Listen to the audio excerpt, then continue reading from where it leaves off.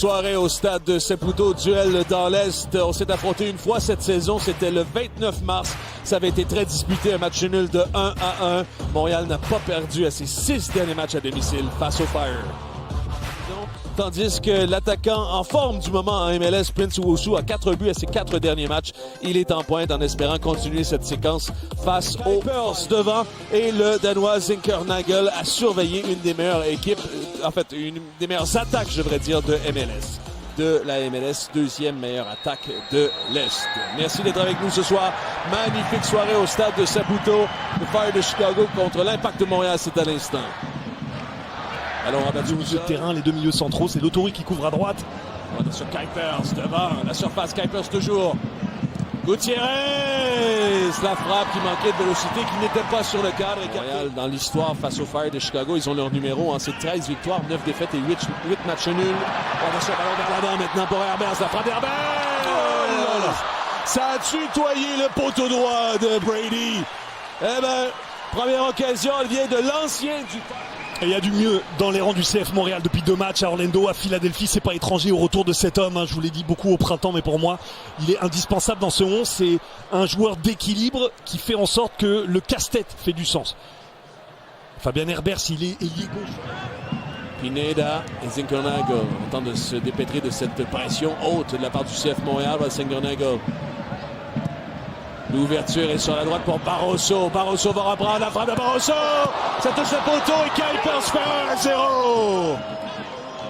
Hugo Kuipers, son 13e de l'année. Le Fire ouvre le score.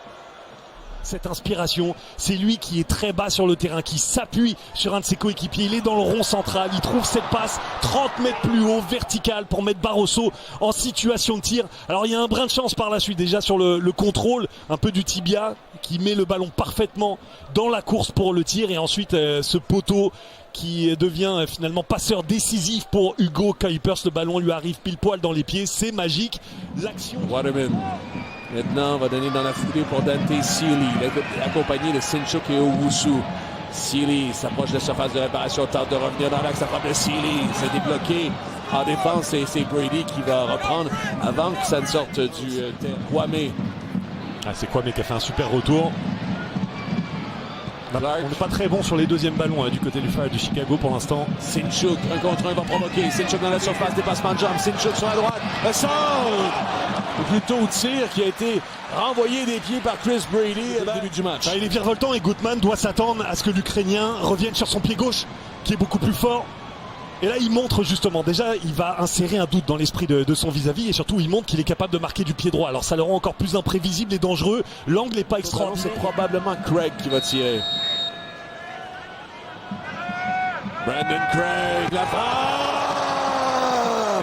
Magnifique frappe que Brady doit balayer juste à l'extérieur. Excellent travail du gardien. Il a l'air étonné. Je ne sais pas si c'est de la qualité de sa frappe ou de l'arrêt de Brady. C'est vrai que ce coup franc est absolument magnifique. Prend la direction de la lucarne. Je pense que si le coup franc avait été 3 mètres plus près de la surface de réparation, il y a but. Parce que là, ça laisse quand même un tout petit... On a amené les défenseurs devant. Pas beaucoup d'angles par contre. On tente de redresser dans la surface. C'est pour Waterman! Aïe, aïe, aïe! Difficile, mais tout de même, il n'a pas été en mesure de piquer ce ballon sur le cadre.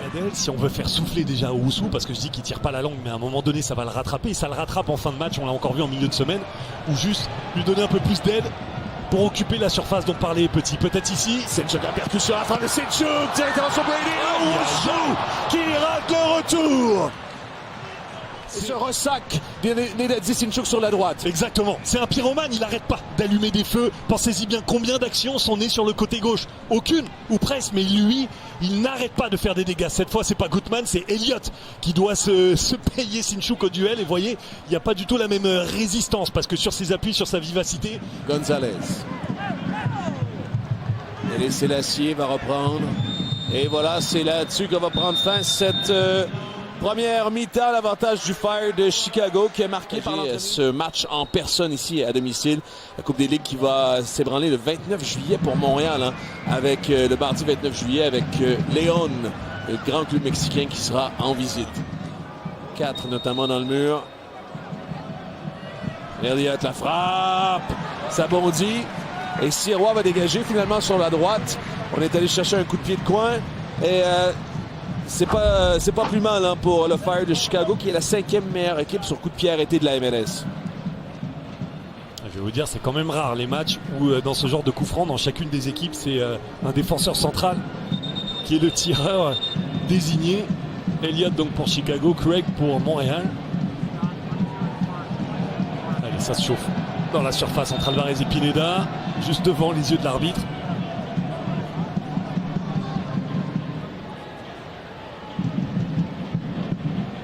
Monsieur Freeman qui va se faire casque bleu entre Alvarez et Pineda. Monsieur Pineda, il est là depuis un moment à Chicago. C'est un joueur qui a été formé au club. C'est déjà sa 6e saison là-bas.